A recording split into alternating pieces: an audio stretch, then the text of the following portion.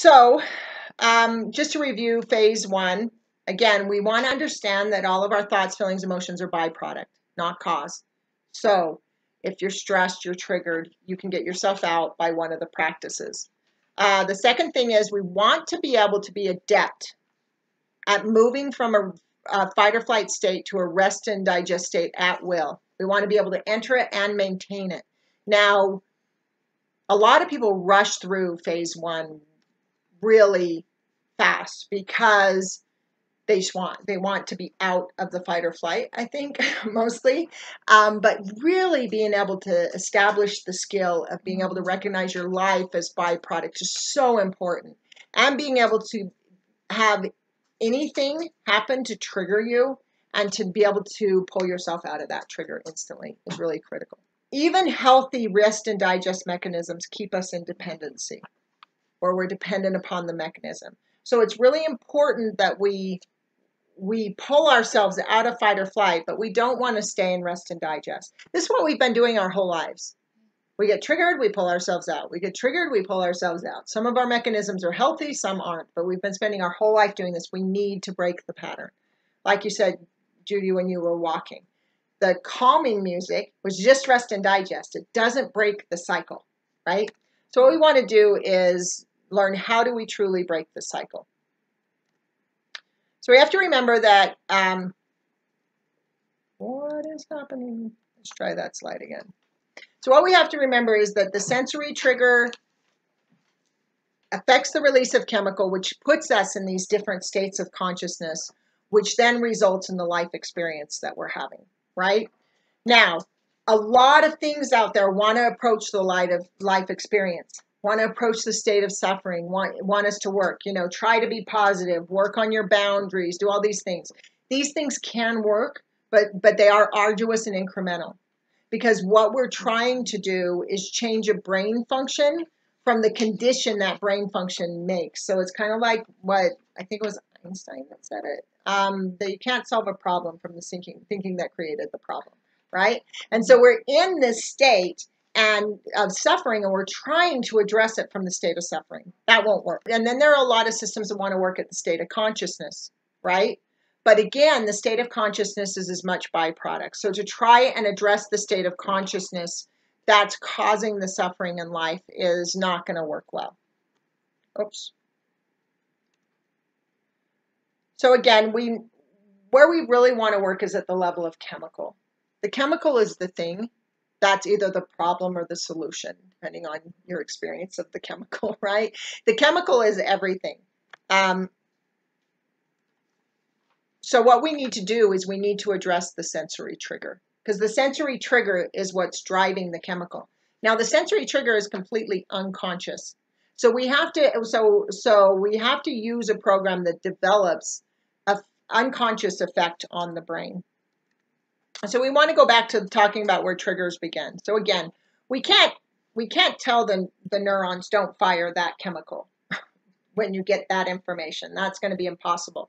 At a sensory level, to try again to break down those cycles of what was the original trigger that caused this, the grab on the arm, or what people call body memory, which is just really a neural connection that says, when this happens to my body, this is going to happen next. And so I'm going to trigger based off of that. So, again, if I get that arm grab, I'm going to get attacked. So my brain's going to try and warn me.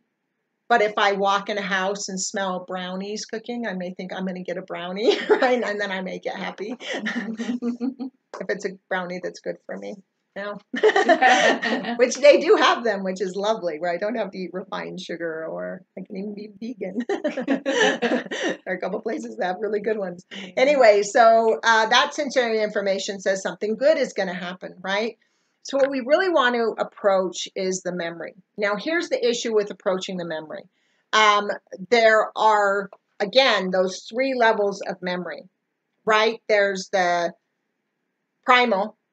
So literally approaching something like trypophobia or something like fear of snakes or something like that. That memory's been there for a long time.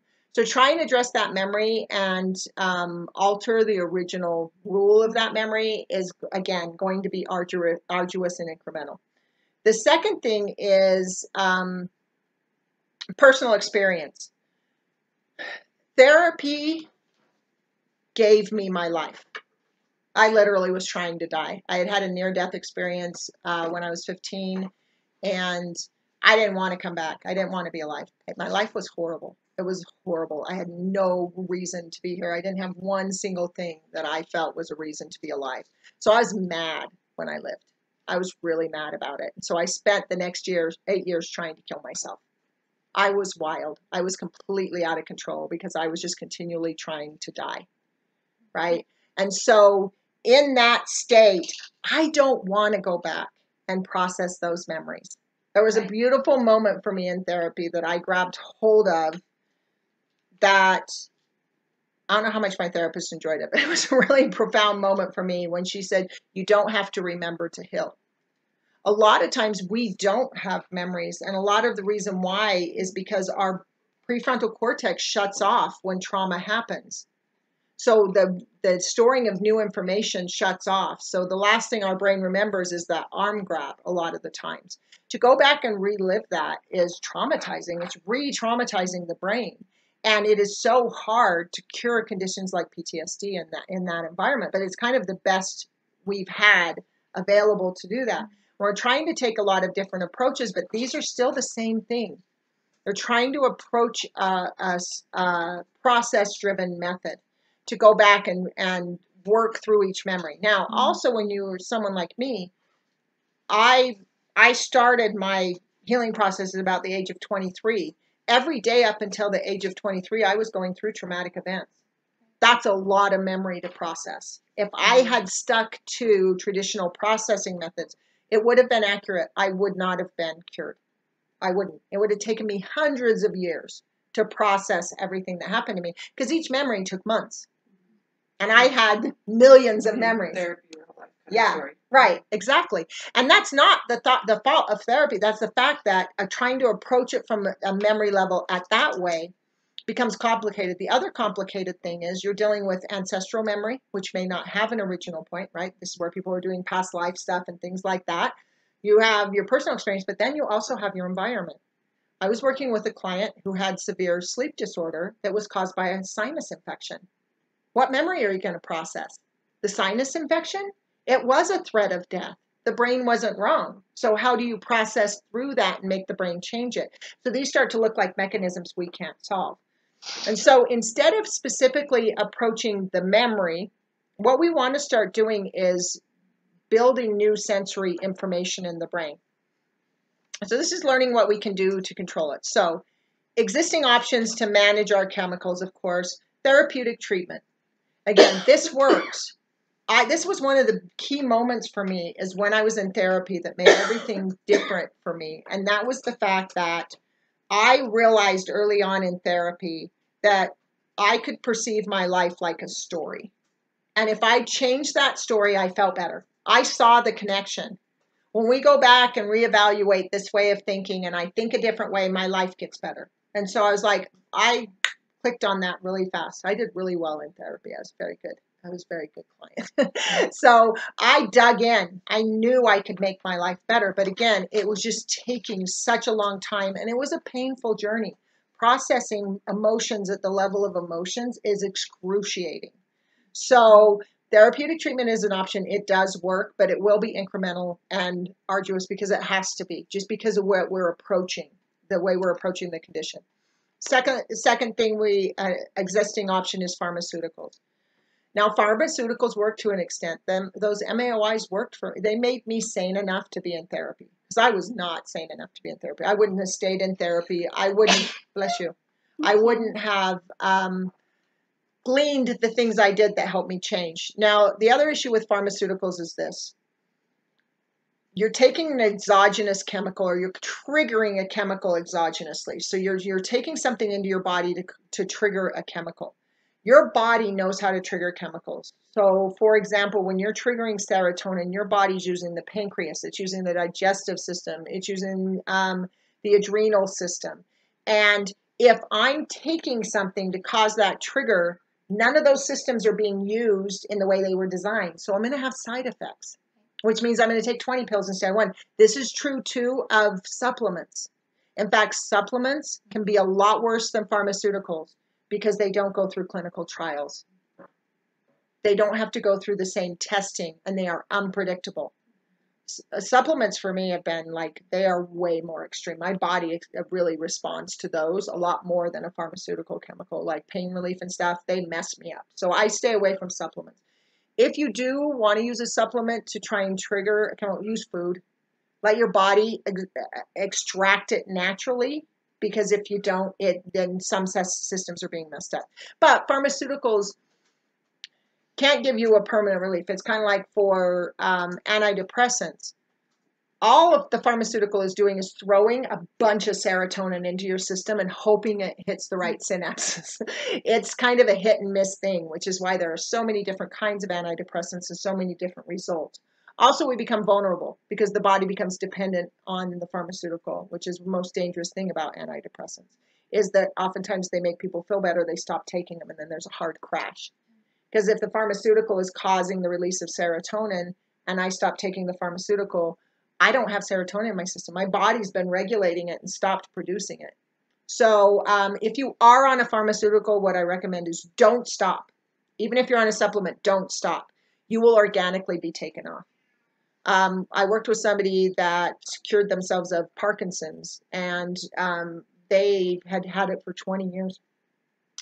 And when they went in for their annual checkup, because they have to constantly regulate Parkinson's, they tested her and they said, well, you don't have Parkinson's.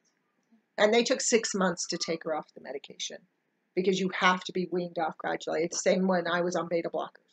So just if you're on pharmaceuticals, trust that your healthcare professional, whoever you're working with, will change the doses, and eventually you'll be off. That's what happened with me and the MAOIs. So the next option is the placebo effect, which is what we're going to talk about. Now, we have to understand how the placebo effect really works. A lot of people are talking placebo effect out there, but a lot of what's available is as arduous and incremental as therapeutic treatment. So I have a lot of people come in and compare me to people like Dispenza, that I'm not doing the same thing. Because again, he's talking about controlling your thoughts and monitoring your thoughts constantly. That's arduous to me. I can't do that. I'm talking 20 minutes a day of exercise to fire the right brain function. But what a placebo effect is not a sugar pill so much. We hear about sugar pills. Placebo effect means I've caused the body to release the chemical internally, rather than taking something to cause the release. So the placebo effect is actually healthy body function, right? The body is now releasing the chemical on its own. It doesn't need something else to offer it. So I want to talk about the IEP practices and how we're releasing those same effects. This is what we were talking about with serotonin, lying on the floor.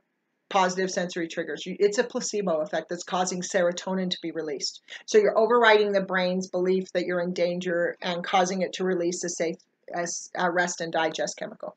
So that's phase 1. Phase 2 is where we break the cycle. This is to become more centered. So we're going to learn how to control our experiences through controlling the chemical. Now we want to move from rest and digest to that success state, right? We want to trigger dopamine. So we don't want to just go fight or flight, rest and digest, and do that bounce back and forth. We actually want to start triggering the prefrontal cortex and the release of dopamine in the system.